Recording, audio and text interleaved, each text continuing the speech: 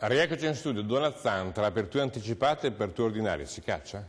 Si caccia già? Si caccia, certo che si caccia. Grazie a Dio è un diritto previsto dalla nostra normativa nazionale, oltre ad essere una sacrosanta tradizione che nel nostro Veneto ha tante passioni, ha tante scelte, tanti stili, tante tipologie territoriali, e noi come Regione abbiamo fatto sempre il possibile e anche di più per fare in modo che questo diritto, che tante volte viene contestato soprattutto dall'ignoranza e da un certo pregiudizio ideologico, invece fosse garantito. Ci sono delle normative che qualcuno aveva tentato anche nel passato di superare con un sacco di referendum, che sono sempre andati a vuoto, proprio perché io ritengo che poi il buonsenso prevalga tra la gente e soprattutto che si conosca anche qual è la valenza di un'attività venatoria gestita bene. Zanoni, come è incominciata la stagione?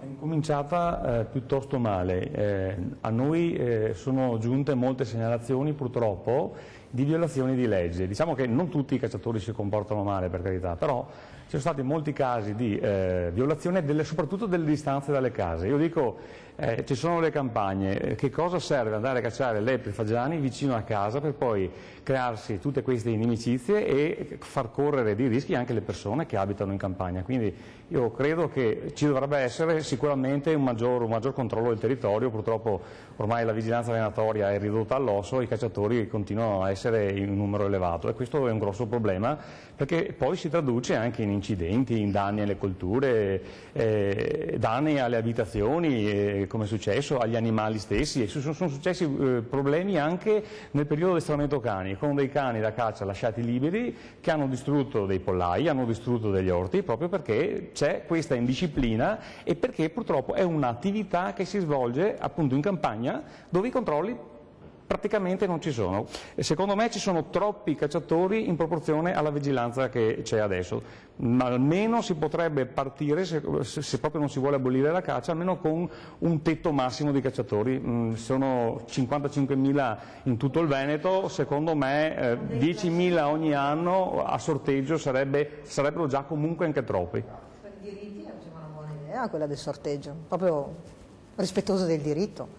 No. Sia poca vigilanza, credo che sia un'affermazione alquanto gratuita, perché deputati a garantire il controllo ci sono gli agenti dipendenti dell'amministrazione provinciale, gli agenti volontari delle varie associazioni ambientaliste venatorie, Corpo Forestale dello Stato, guardie campestri. Ci sono tantissime persone che hanno il compito di controllare per garantire il rispetto della legge. Quindi su questo, dopo ogni categoria, come ben si sa, ha una piccola percentuale, nel mondo venatorio piccolissima percentuale, non so se sia piccola persone... o grande la percentuale dei suoi sostenitori.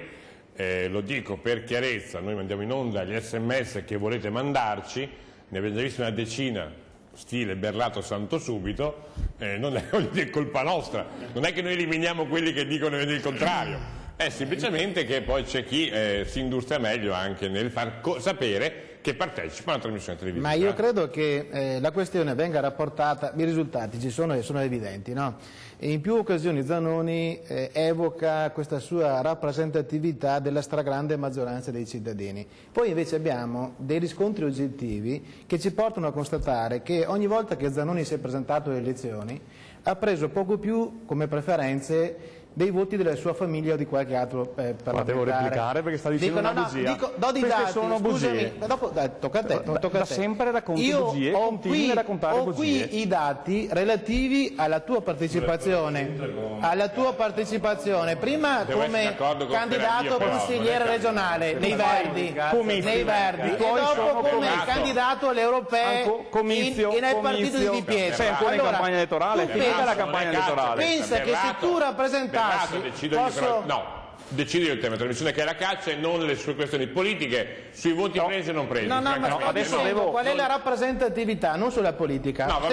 Siccome più volte Zanoni dice ha detto una falsità, devo replicare però adesso. Sui voti ha detto una falsità. Questo non è vero, perché se fosse vero la stragrande maggioranza vi voterebbe. Bugie. Adesso dirò i voti che ho preso. Adesso, se mi consenti, ti dico i voti che ho preso. Non prendi neanche i voti dei tuoi parenti. Bene. Allora, adesso posso replicare. Berlato ha detto che non prendo i voti nemmeno dei miei parenti.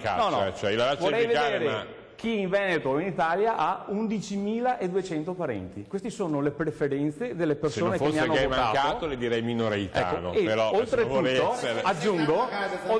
aggiungo che 58.137 vuol dire che chi ti segue è molto ma molto 10.000 50.000, d'accordo, chiudiamo qui la parte delle europee.